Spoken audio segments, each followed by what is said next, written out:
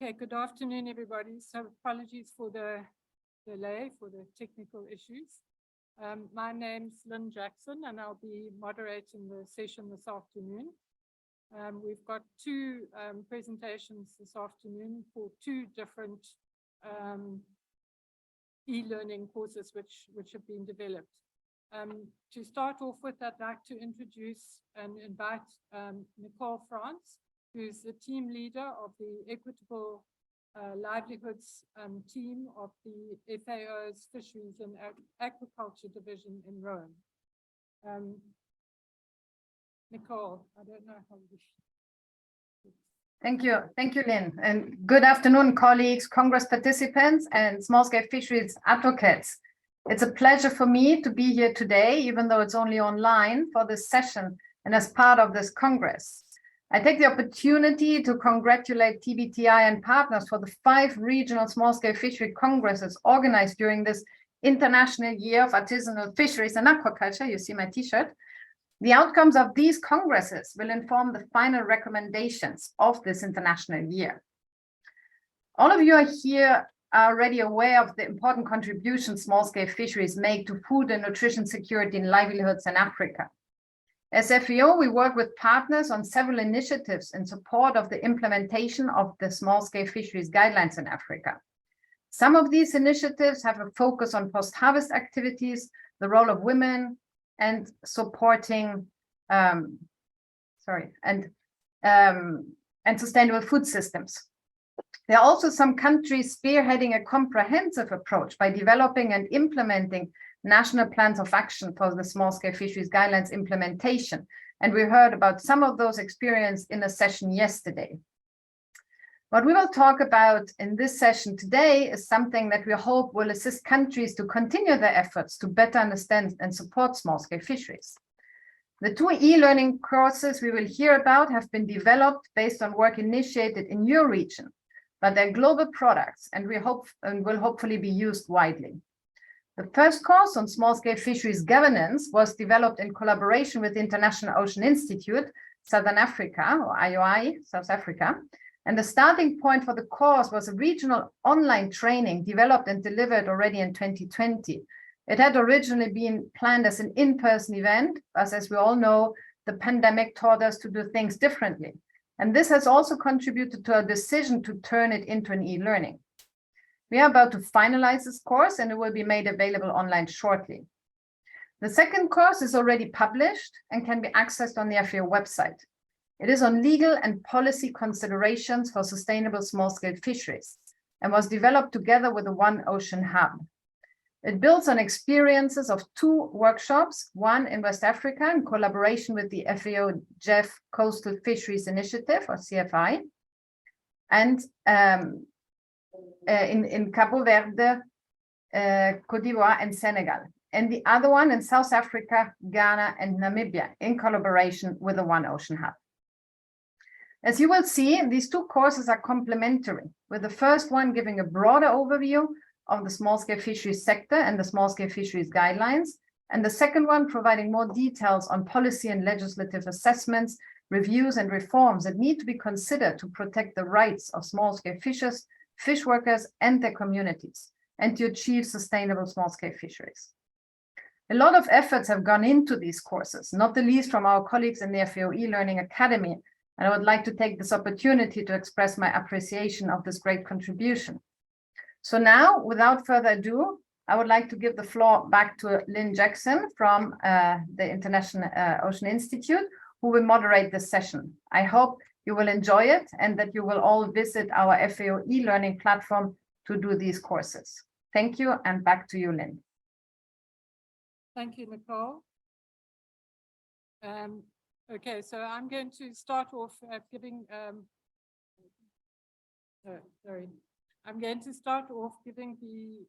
a brief background to the e-learning course on small-scale fisheries governance. As Nicole indicated, we've been working together with FAO since 2020, developing various different courses on small-scale fisheries, and particularly on implementation of the voluntary guidelines. Um, and as she indicated, we originally had planned to do a face-to-face course, and that was interrupted by COVID. So we ended up doing a virtual course, which meant we saved a lot of money. So some of the information, some of the funds that were available were put into developing this e-learning course.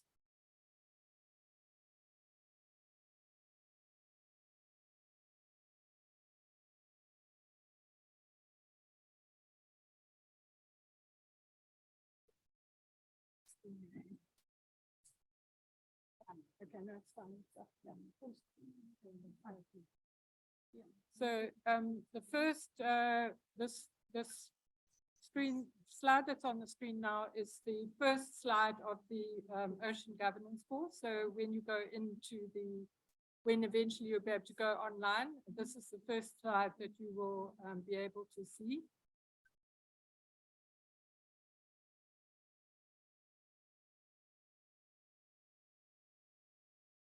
Okay, thank you. So, so as I said, when you log into the link for the course, this is the first page that you will see, and there you from there you can log in and start the course.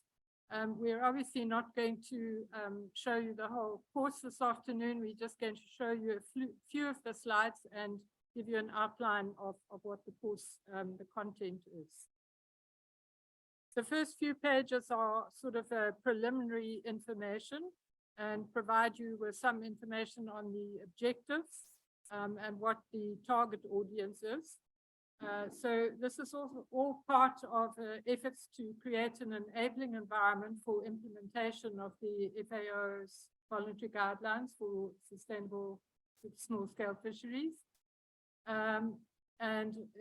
Including strengthening the capacity of government officials.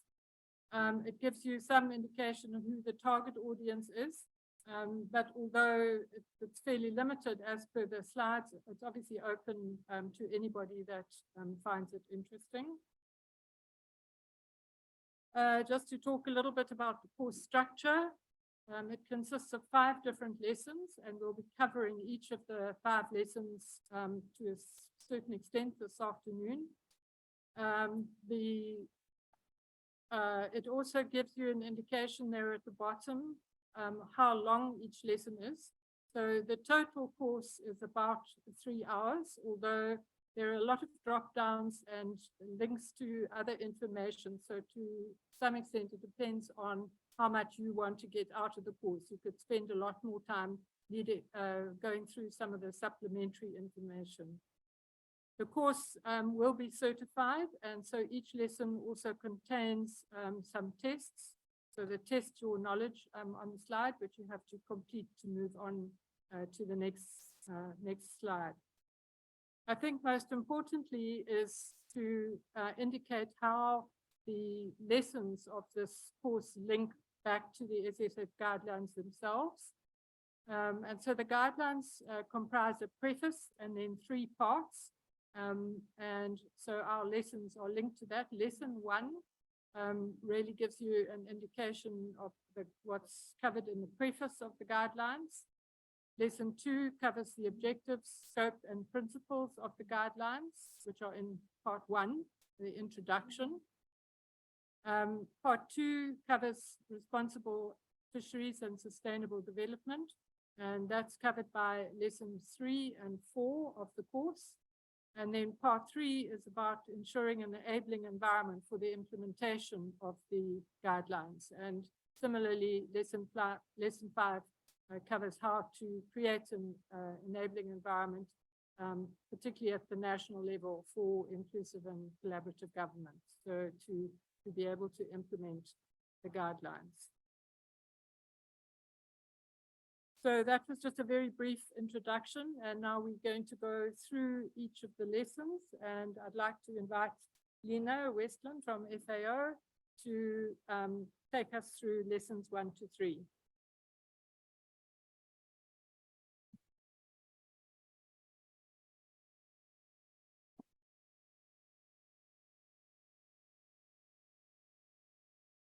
Hi, everyone, and apologies again for the slight problems we have had technically and the delay, but we hope now, from now on, we will be able to move on as we should.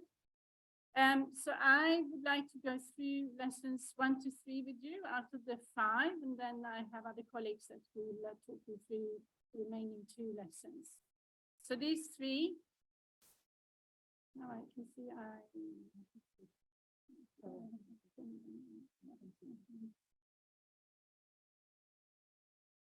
sorry, that's fine.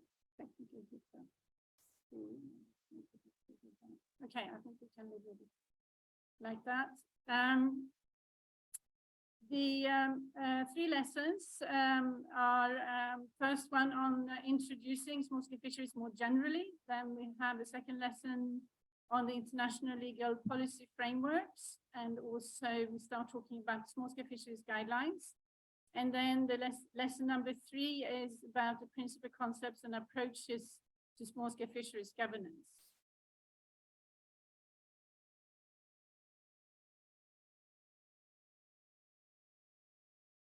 Before getting into the lessons proper, I wanted you to meet the small-scale fisheries team. These are the people you will meet when you do the e-learning course online.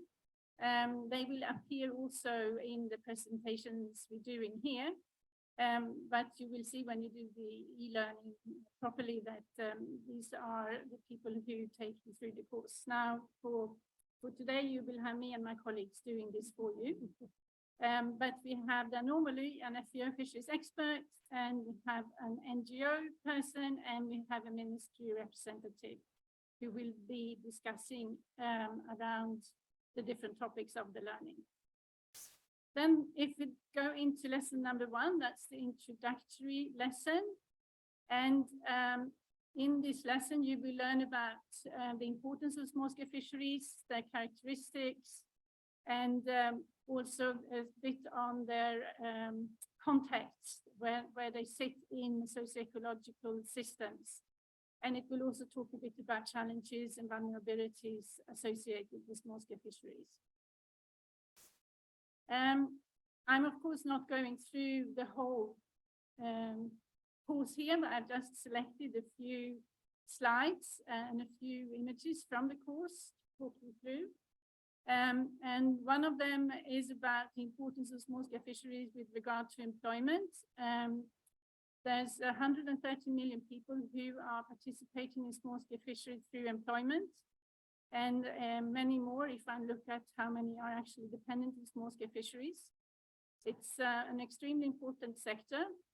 We are now in Africa, and we have quite a few small-scale fishers and fish workers here, but you can see also here that the majority are actually in Asia.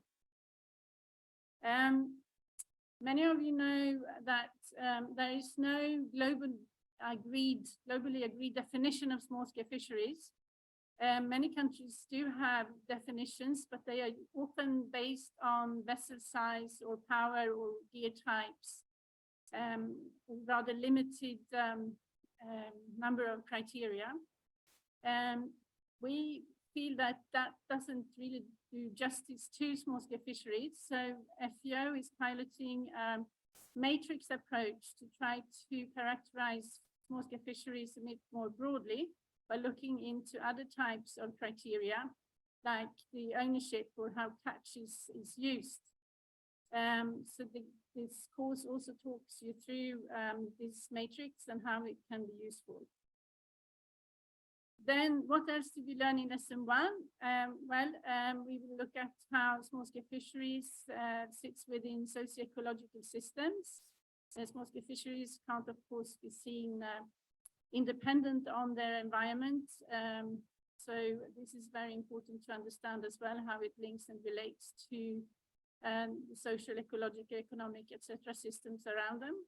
And then lesson 1 also talks a bit more about the challenges that small-scale fisheries face and their vulnerabilities.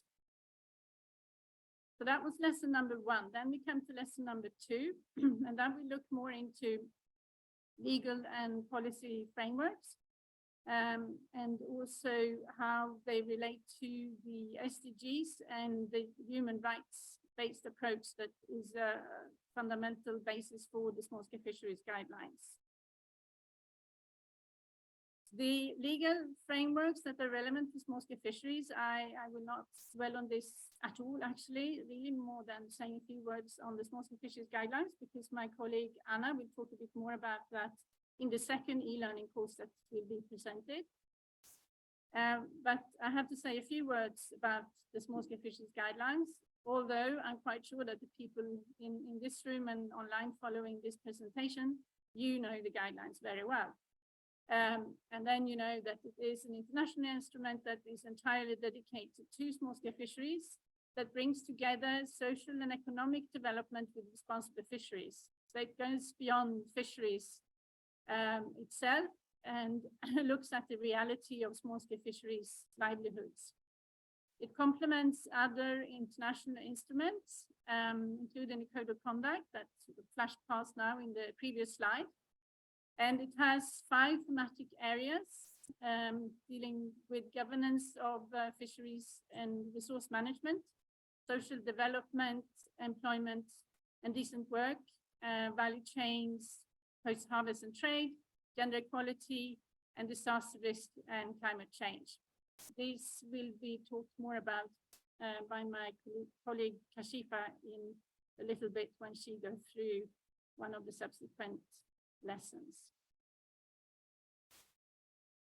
This lesson also talks a little bit about the implementation of the small-scale fisheries guidelines, where governments have the main responsibility to ensure the implementation, but in close cooperation with fishers and fish workers, who are the main actors and drivers of change, especially at the local level. Then we all have a role to play, but we see the governments and the fishers and fish workers themselves as the main players in this, whereas the rest of us, we contribute and support the processes that they engage in to ensure that the guidelines are applied and used.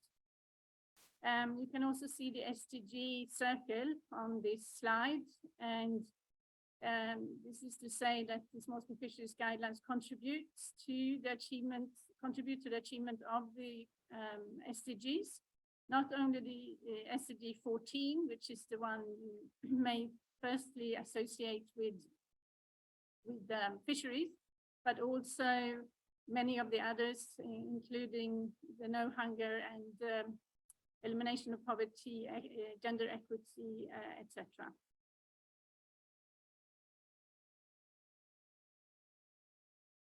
Okay. I need to be closer to the computer, maybe.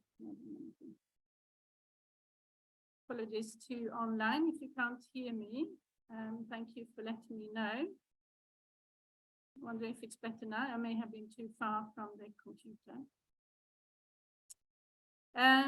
Then also a few words on the small-scale fisheries guidelines and the human rights-based approach, which is essential to the guidelines. And in the guidelines, they're framed on the international human rights principles. So while the small-scale fisheries guidelines are voluntary, they are based on these principles, which are international obligations. So they have a very strong bearing on the guidelines and their implementation.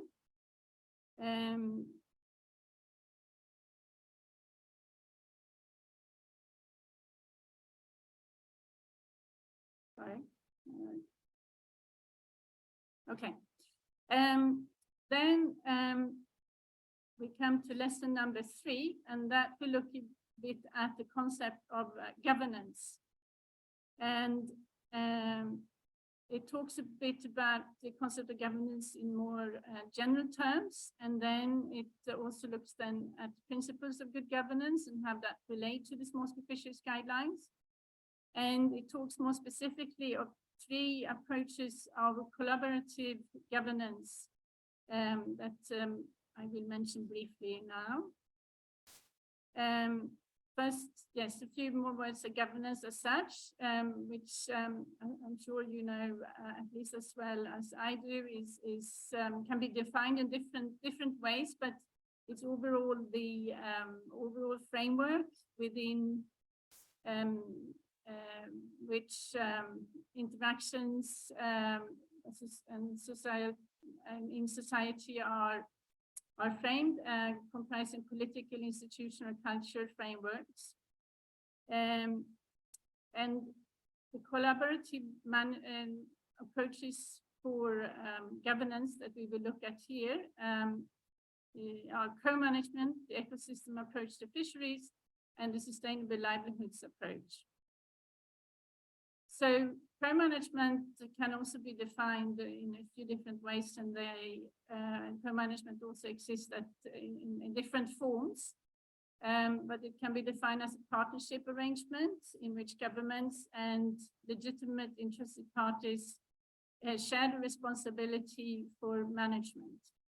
So it's a mechanism for power sharing, which enhances trust and builds social capital, and leads to problem solving and conflict resolution.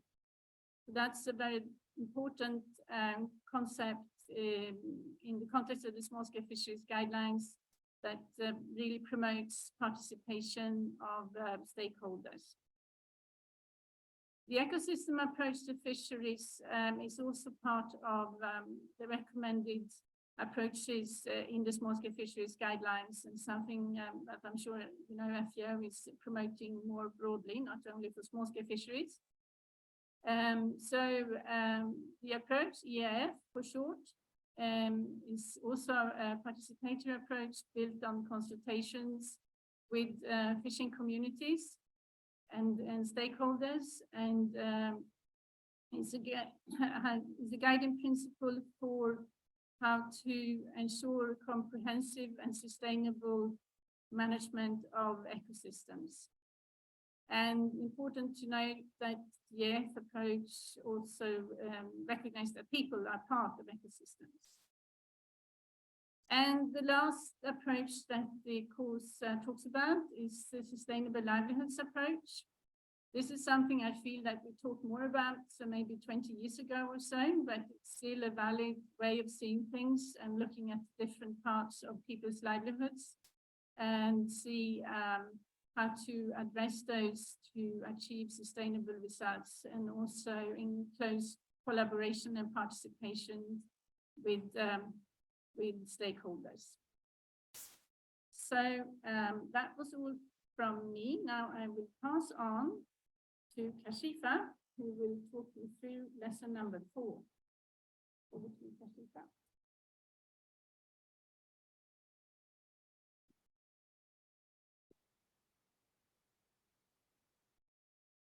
Thank you, Lena. Thank you, Lynn. Good afternoon, everyone. So yeah, I'm continuing to give you an overview of the e-learning course. I'll take you through what is presented in lesson 4. So lesson 4 explores the 5 key thematic areas presented in the SSF guidelines. Now, we already know that the SSF guidelines promote the human rights-based approach that put people in the focus. And so within each of these 5 key thematic areas, the SSF guidelines elaborate on how fisher communities' basic human rights should be realized. So the first thematic area is governance of tenure, which is addressed in chapter 5 of the SSF guidelines. And so lesson 4 explains what is governance of tenure, why the focus on fishers' access and tenure rights is so important. It looks at what are the recommendations in the SSF guide, what the recommendations the SSF guidelines offer for governance of tenure, and also looks at some of the associated challenges and complexities.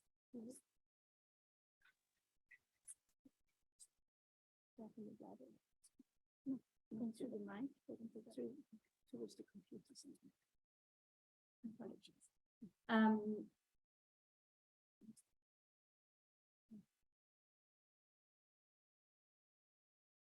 Then the next thematic area is social development, employment, and decent work. And the SSF guidelines there we go. The SSF Guidelines, Chapter 6, calls for socioeconomic development of small-scale fishery communities so that they may enjoy their human rights. And so Lesson 4, in Lesson 4, we discuss what are the components and indicators of social development. For example, creating and investing in health, sanitation, housing, clean water and energy, safety at sea, environment that is free of crime, violence, and forced labor, human rights and dignity, and others. And so we can see that social development is deemed a prerequisite to realize human rights, to preserve the culture and way of life of small-scale fishing communities, and to empower them. Lesson 4 also discusses some of the social protection mechanisms that can be undertaken. In Latin America, for example, we have communities who have employed the mechanism of revolving funds that have helped them to overcome the difficulty of assessing commercial credit without assets to act as collateral.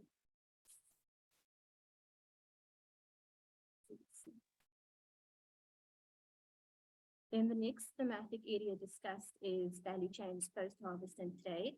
And in particular, the lesson focuses on the unique characteristics of the small-scale fisheries value chain. It looks at some of the challenges associated with the value chain, including governance and participation, lack of control over economic benefits, the impact of international trade, and of course, recognizing the role of women. And then Lesson 4 also presents some of the initiatives aimed at enhancing and developing the value chain.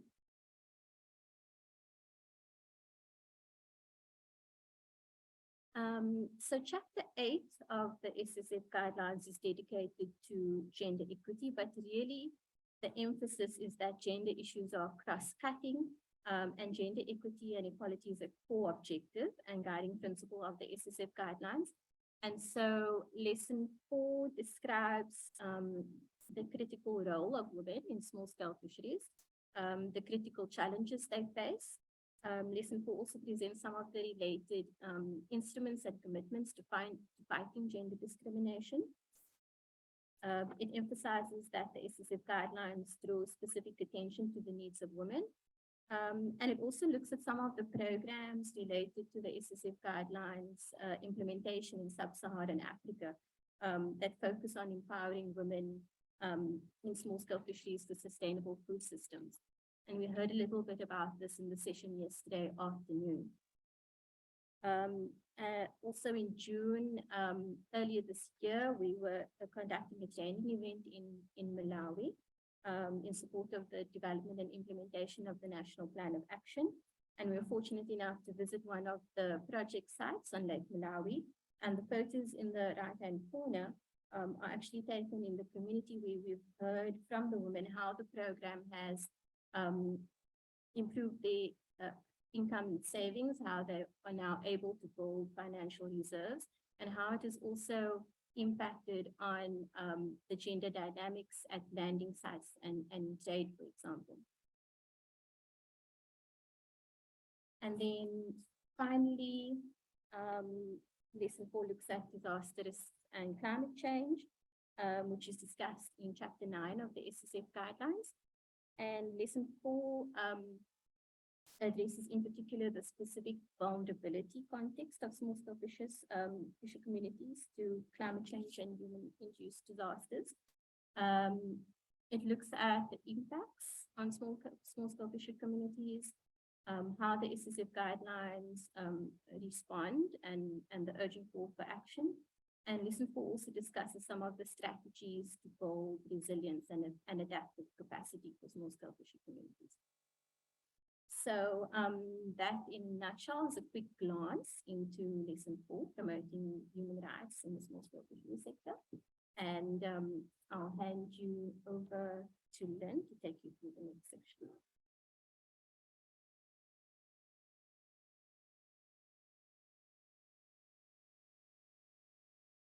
Thanks, Kashifa. So lesson 5 covers creating an enabling environment for implementation of the SSF guidelines, which is also covered in part 3 of the SSF guidelines.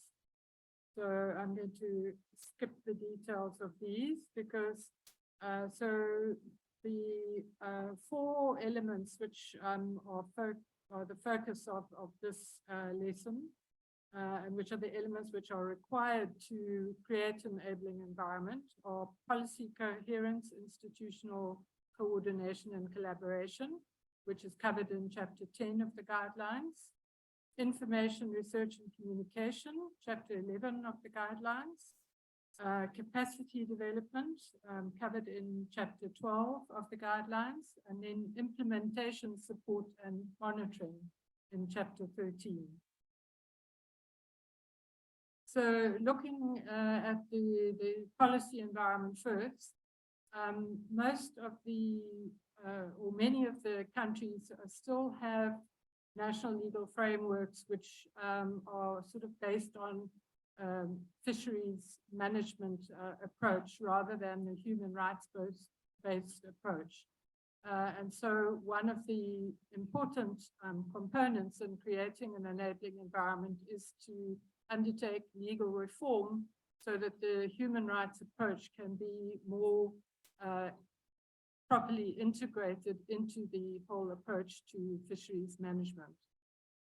So the legal reform, based on the first bullet point, it says based on not only on responsible fishery standards, but also on international human rights and the concept of sustainable development. It needs to encompass not only access to and management of fisheries, but also other issues such as health, education, etc., as was reflected in Kashifa's presentation as well.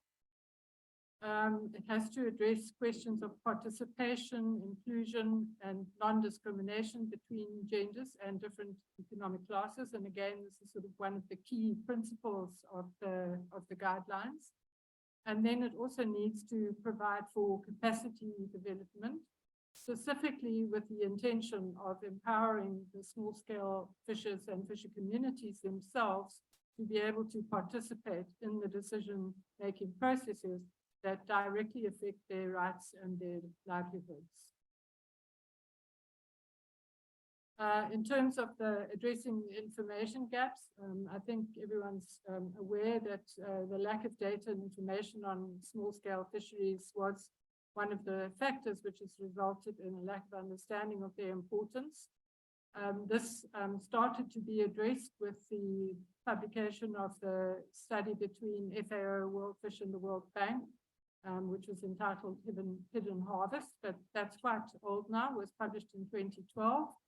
And currently the study illuminating hidden harvests is being in the process of being completed and will actually be launched or spoken about at the session following this one, which Lena will be sharing as well. So it's a very important study which is starting to give a much more in-depth insight into the contribution of small-scale fisheries.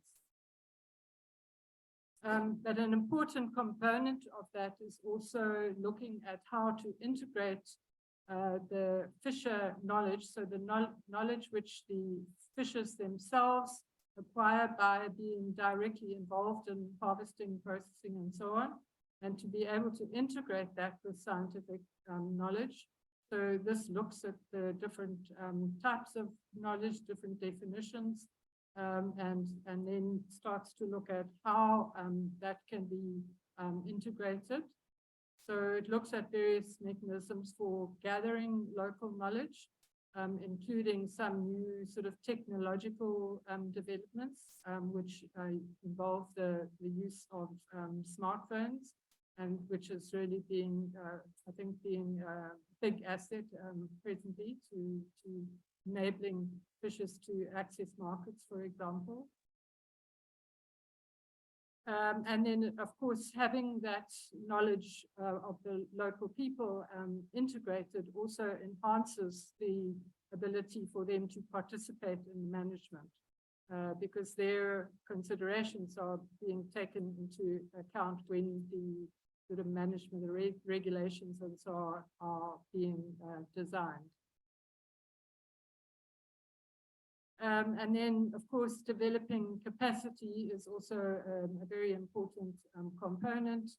As I said, particularly to enable the small-scale fishing communities to participate in policy and decision-making processes right across the value chain, and with a particular emphasis on the advancement of women. The course also gives you a few case studies, not only in this particular example, but I've just put up one example here of an Indigenous Peoples Initiative in Central America. So it's, as we said, this is just a sort of very quick insight into some of what the course covers, but there are quite a lot of sort of in-depth sections and links to additional documents which supplement the actual material that's on the slides themselves. And then one of the things that we've been quite involved in, I think somebody mentioned earlier, is one of the ways of promoting implementation, which FAO has been promoting, is for countries to develop national plans of action. And the slides describe the process for the development of a national plan of action, which consists of 3 different stages, and then gives you sort of a link to the SSF Guidelines website where there's more information on that. And in fact, we'll be working further with FAO on that, hopefully in the new year. And then the final section looks at monitoring progress of implementation. And this is a relatively new sort of area where there's been some progress. And there's been a fairly recent workshop which started to look at some of the mechanisms for monitoring implementation.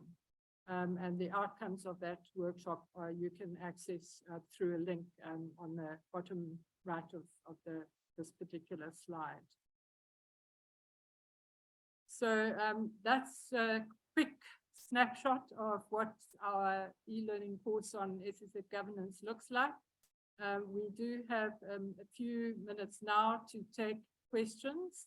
And then once we've finished with questions, then we'll be moving on to the second presentation, which covers the more in-depth legal e-learning course. So are there any questions?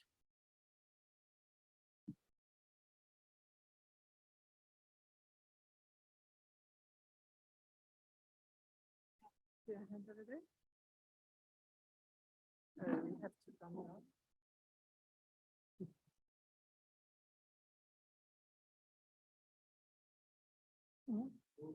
Like before, the third kind of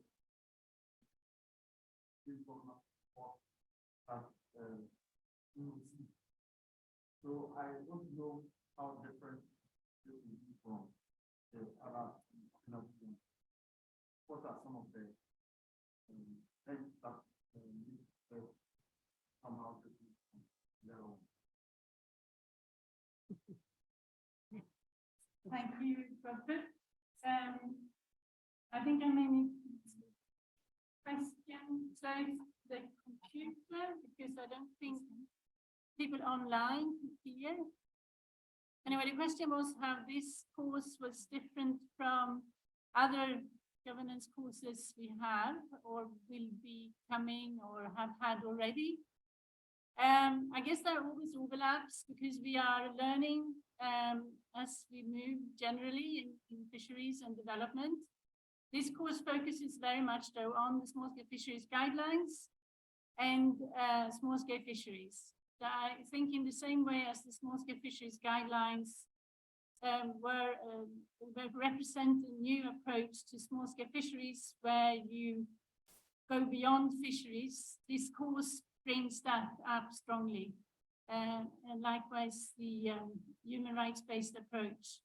So I think this combination of fisheries, as we maybe conventionally think about it with management, and the human side of small-scale fisheries is what may be new in this course compared to what you may have had earlier as a course. Thank you.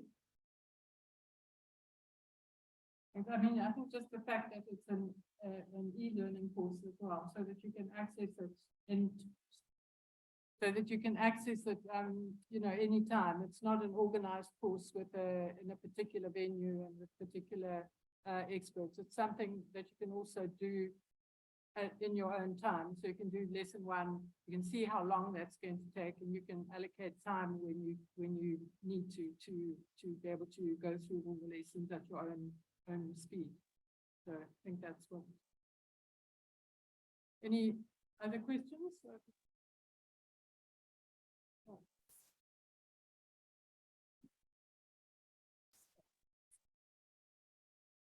Thank you for this wonderful insight regarding the implementation. I actually have 2-3 questions in mind.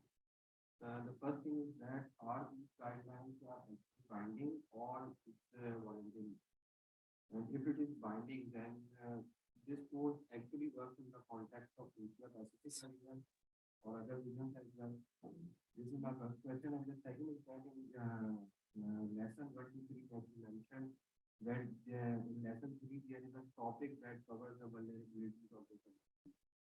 So this is only the vulnerabilities of the communities, or this topic also covers that how we address these vulnerabilities in terms of the adaptation strategies for the to build the resilience of the small-scale fisheries.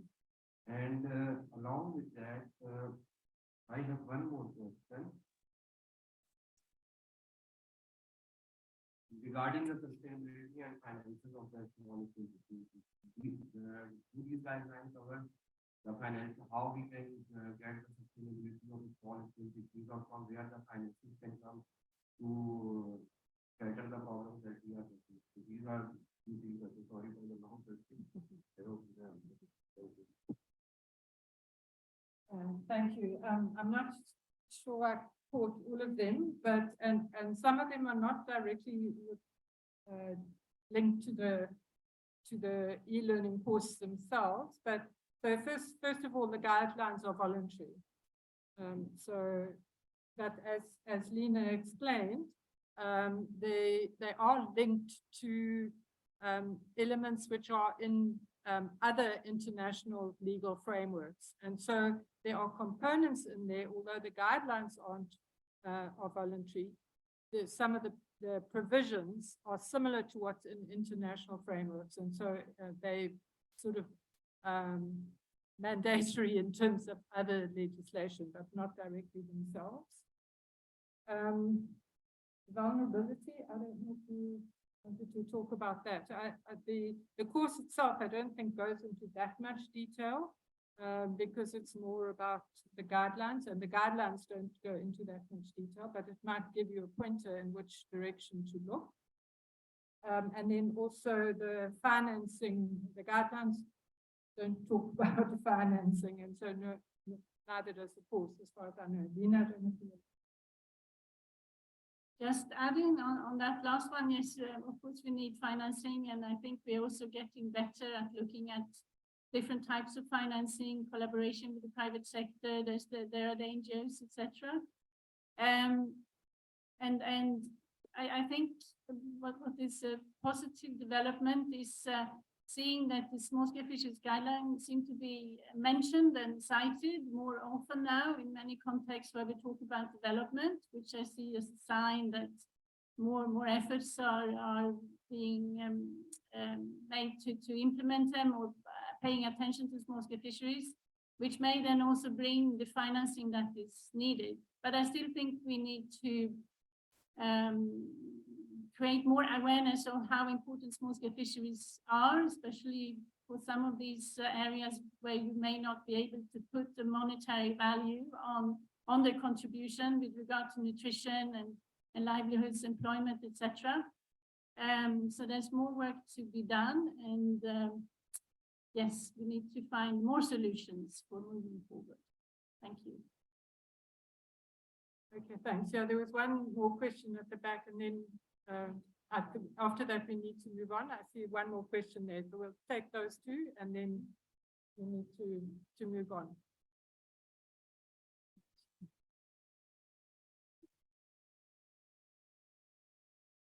Thank you. Afternoon. My question would be, is it possible for someone to do it on his or her own things, where maybe one can take just an hour, then again when he has the time to do it again. And another one is we are working with some not computer literate, where they be interested in the online thing but need some sort of assistance. Do you see it possible, maybe working in groups? Some reasons may be some don't have money to buy data or even to afford to buy a laptop, where we can organize some groups. I just need your advice on that. Thank you.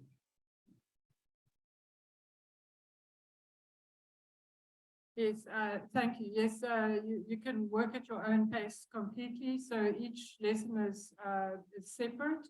And if you do the first lesson, you want to come back to the second lesson from the front of the course, you can just jump to the second, so you don't have to page through each one.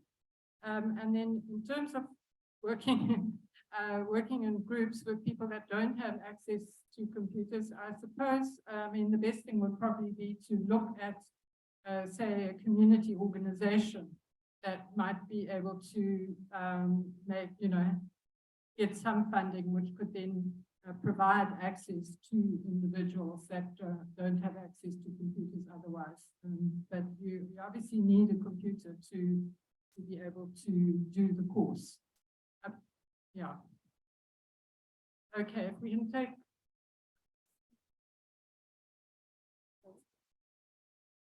There was one more question. Thank you. Thank you for the presentation. Just follow up on the question that was mentioned. Is the course specific to everyone? I know that some of the courses are for staff. The other thing I wanted to ask, componentry, we talked about the development and the kind of action. So these things implemented right now, we have some examples with some countries where the countries have FAO some decisions to develop.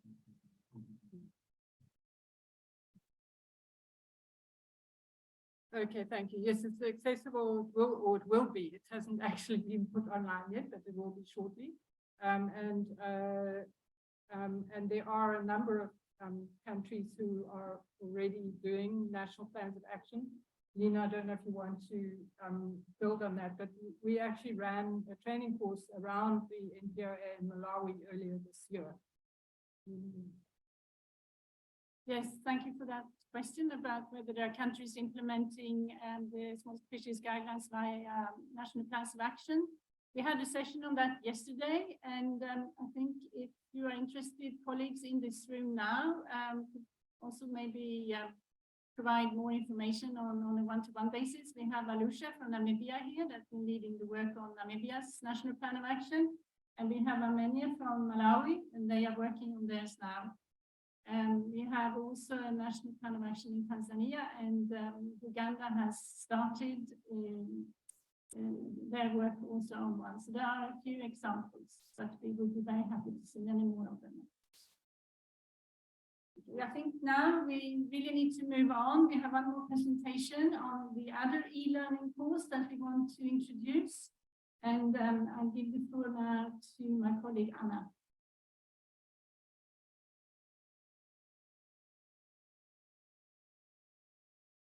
Thank you, Lena.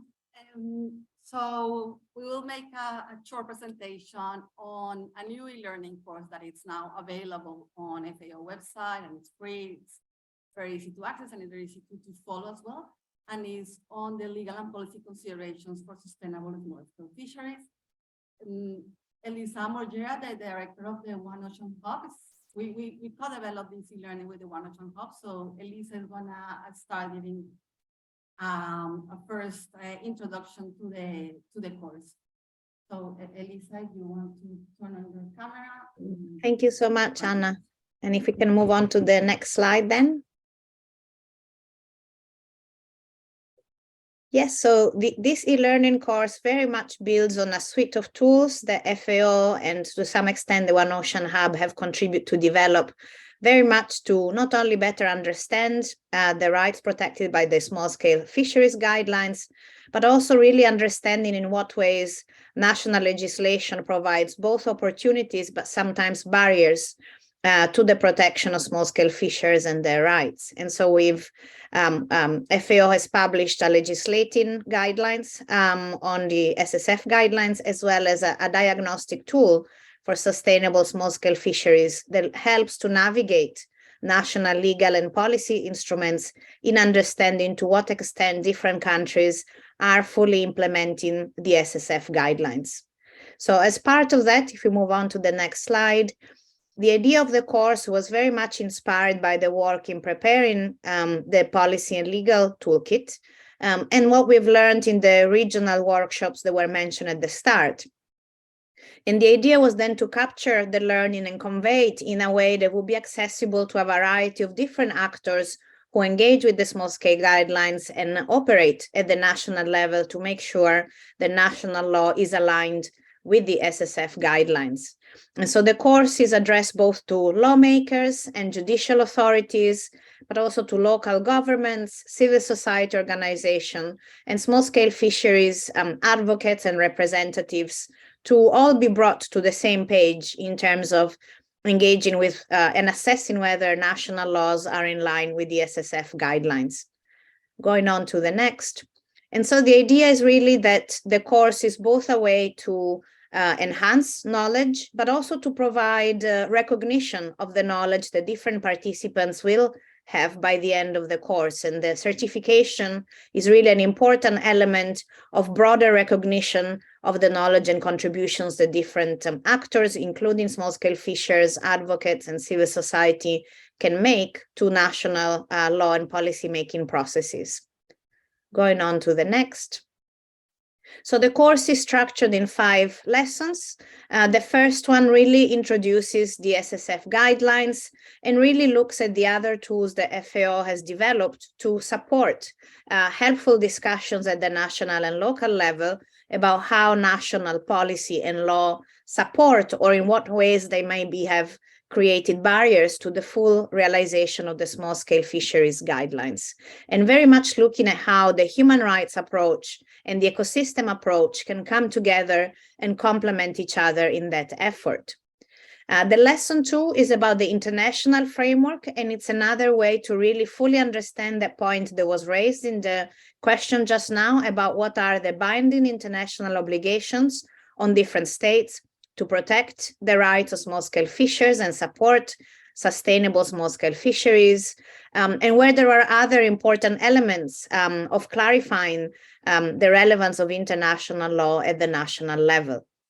The next lesson is about the going into the details of how national legal and policy frameworks, how they look like, and where we need to look for entry points for implementing the requirements of the small-scale fisheries guidelines. And the next lesson goes even in further detail, breaking down the key elements of legislation on small-scale fisheries and explaining what are the components and what we need to think about in understanding how nationally we implement the small-scale fisheries guidelines. And the final lesson, lesson 5, zooms in on some particularly complex areas where international law and national law meet and actually intersect with the customary laws and traditional rights of small-scale fishers. And that has both to do with the protection of the human rights of indigenous peoples and other communities, as well as understanding questions related to gender equality. So with that kind of overview of the course, I think I'm just going to then give a few elements related to, in particular, the international framework, and explaining how the course helps different actors to navigate various areas of international law that are relevant for the protection of small-scale fisheries, and understand how they, in what ways they direct and limit what states may do in ensuring protection of both ecosystems and human rights. So going forward, this part of the course really helps different actors to identify and feel comfortable invoking different international instruments in their conversations with other national actors on legislation and small-scale fisheries, knowing what their countries have subscribed to internationally in terms of protecting, ensuring sustainable fisheries, and particularly protecting the human rights of small-scale fishers, and understanding how both binding and non-binding international legal instruments are important to frame those discussions on national legal frameworks. So going on to the next slide. So the course looks both at international law of the sea and international instruments that mandate and guide state conduct on sustainable fisheries, and make specific reference to small-scale fishers. It also moves on, as the next slide shows, to explaining relevant international human rights law instruments which may not speak explicitly of small-scale fishers, and yet provide a whole set of obligations and guidance to make sure that the whole set of human rights of small-scale fishers are respected, including in relation to indigenous peoples, peasants, women, and other groups. So going on, that same lesson also looks at international environmental law and the areas related to climate change and biodiversity that are crucial both for sustainable fisheries and for contributing to the protection of small-scale fishers' human rights. And so if we move on to the next, I'll pass then the floor back to Anna to discuss the next parts of the course. Thank you, Elisa.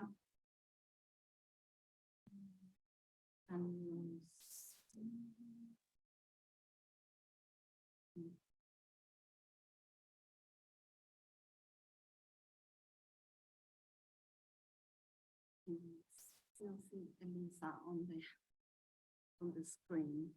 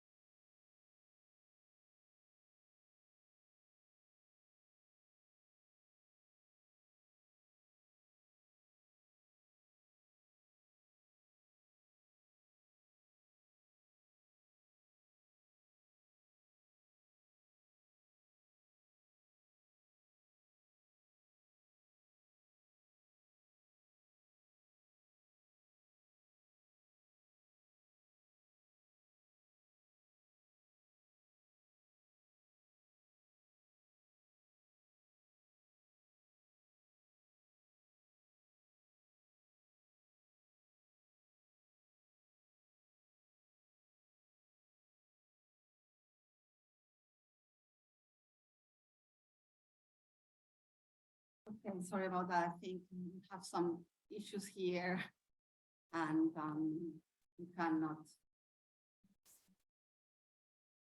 No. We just wanted them to see.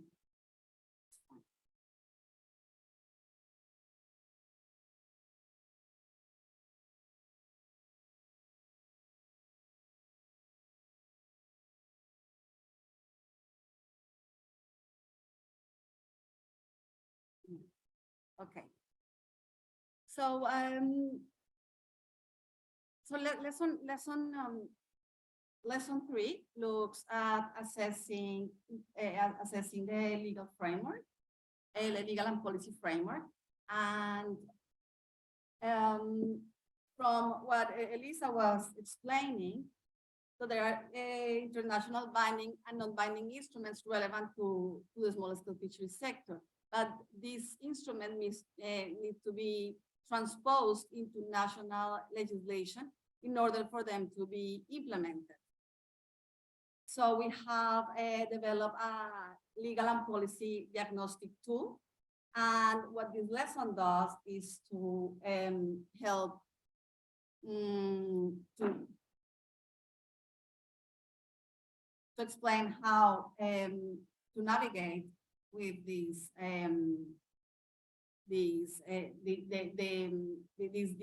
legal and policy diagnostic tool and the different annex of the tool.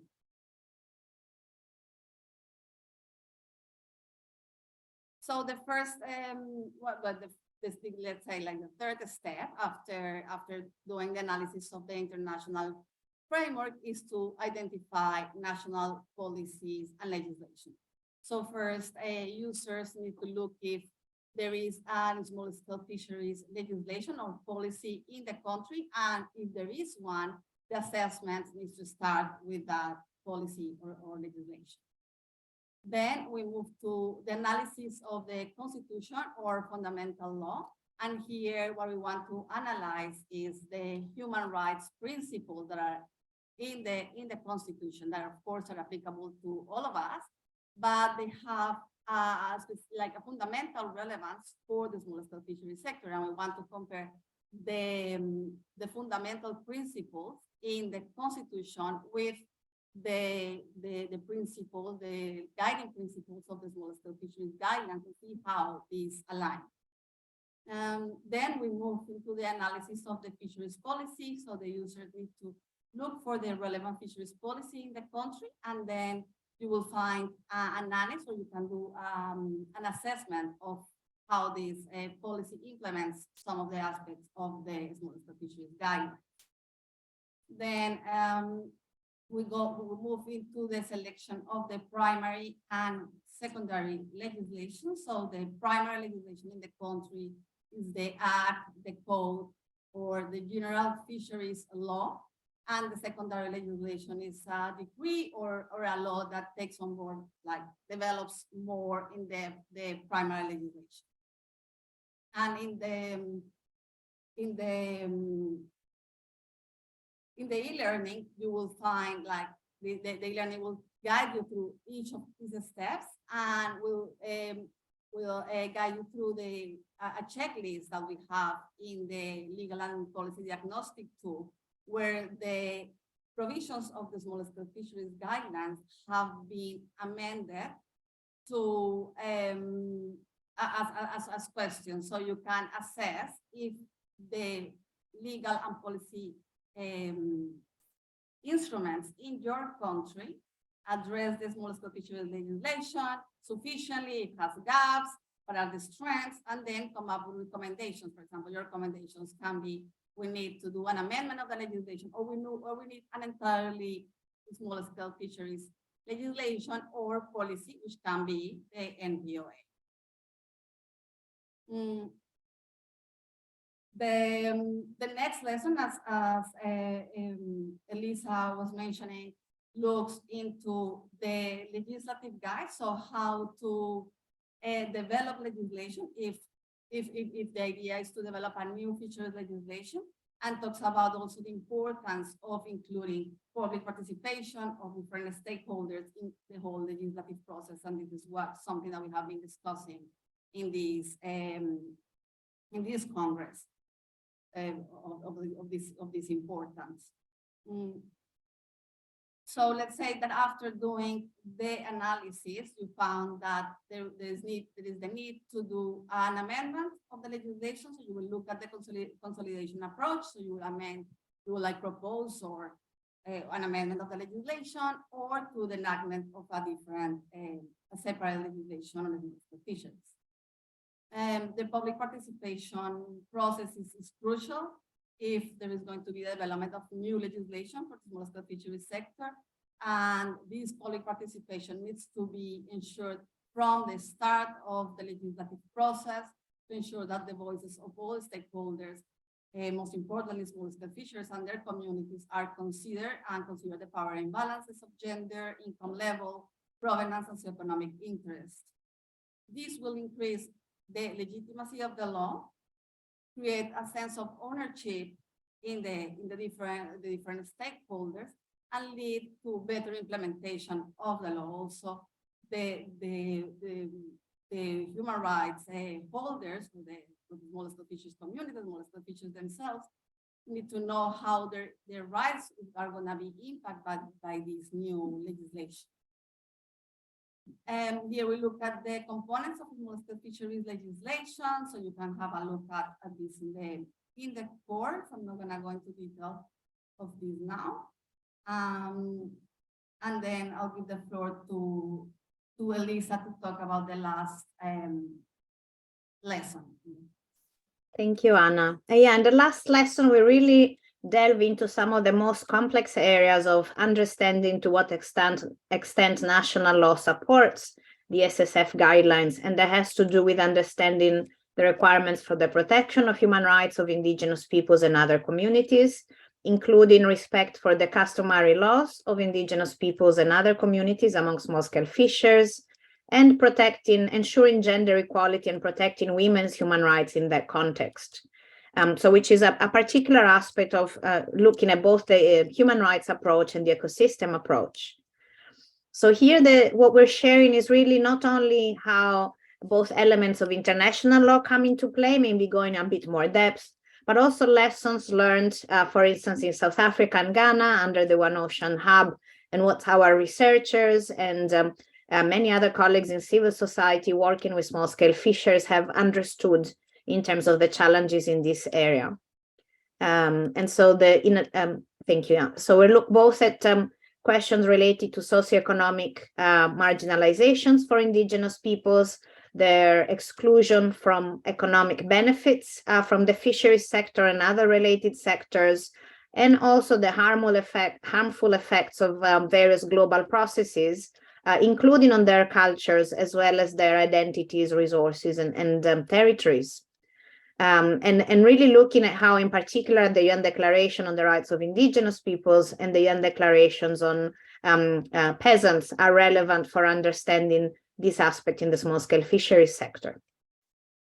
So going on, we are looking at some examples of where we have made progress, but also where it has been quite challenging for states to fully recognize the customary laws of small-scale fishers in the context of state laws, and understanding how this is an aspect both of respecting civil and political rights, but also cultural rights, and part of that process, which I think was raised in the questions about how governments and managers can become partners and co-manage resources with small-scale fishers.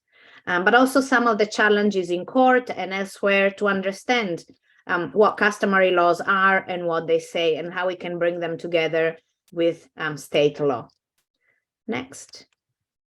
The other aspect, which is also very complex, is that related to gender equality, understanding both ways in which women may be currently disadvantaged or discriminated in the small-scale fisheries sector and in the fisheries sectors more generally, and in what ways looking at national laws and policies is a way to both found barriers for women to be recognized in their equality vis-a-vis men in the small-scale fisheries sector in terms of access to resources and also support, but equally opportunities in current legislation, maybe beyond fisheries law, to address any discriminatory practices and to enhance women's empowerment and ensure their influence in decision-making on fisheries and small-scale fisheries in particular. So with that, I think we have given a brief but quite detailed overview of the eLearning course, and we look forward to any questions that may be in the audience.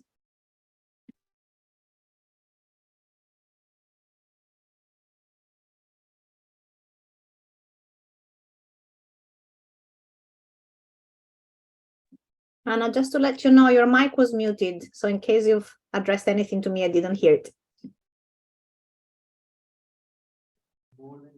The section that you have mentioned regarding the women empowerment or gender empowerment, because we are actually doing the work and we have very successful stories regarding the women empowerment in our Pakistan.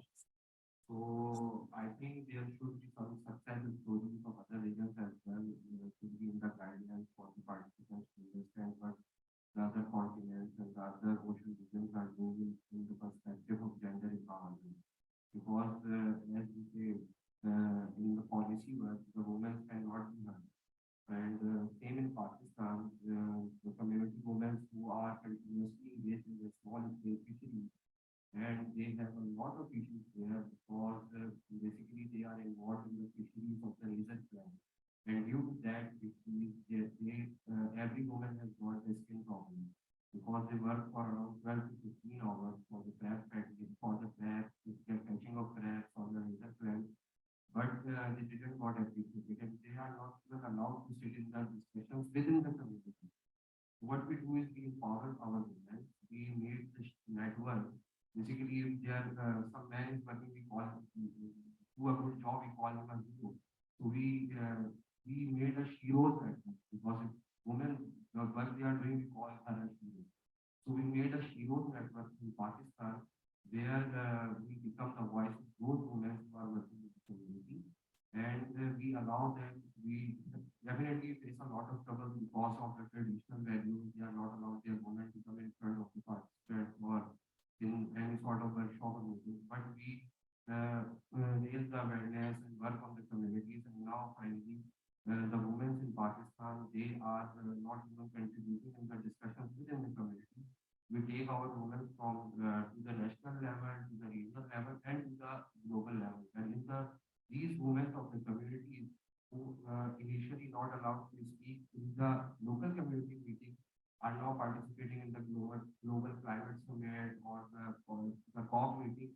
Even one woman is also from that community participated in the small-scale fisheries workshop for Asia Pacific back in 1922. So I think these stories should also be successful to become the part of these guidelines.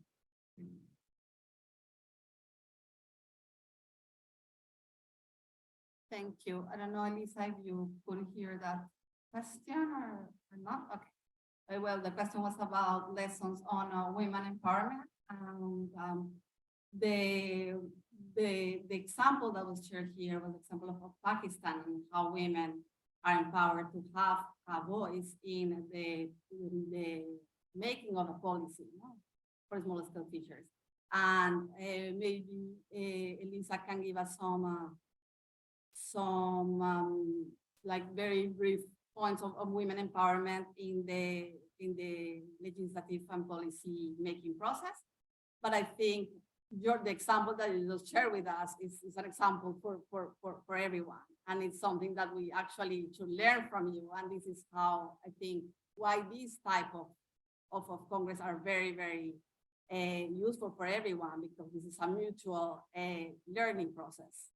So I think we are more learning from you than what we can give you answers.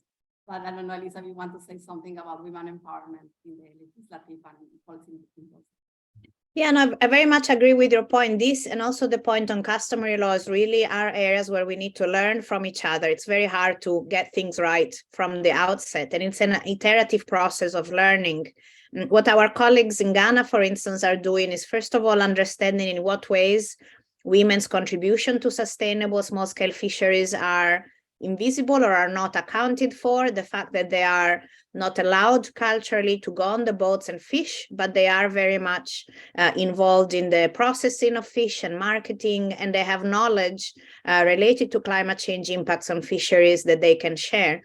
They've also been acting as environmental human rights defenders and finding ways to push back when fish was fished illegally and actually using means that were contaminating the fish, and really using their position in the value chain to assert certain decisions, even where, you know, they weren't able to do so and they're not part of other parts of the value chain. So really understanding the reality on the ground and what are the very practical barriers to women having a voice and being recognized as critical actors and decision makers and agents in small-scale fisheries is the point of departure. On that basis, we can look at where the law supports or is not helping enough or is even creating barriers for change. But the starting point is really a dialogue and understanding of women's own perspectives or where gender equality is not happening in the small-scale fisheries sector.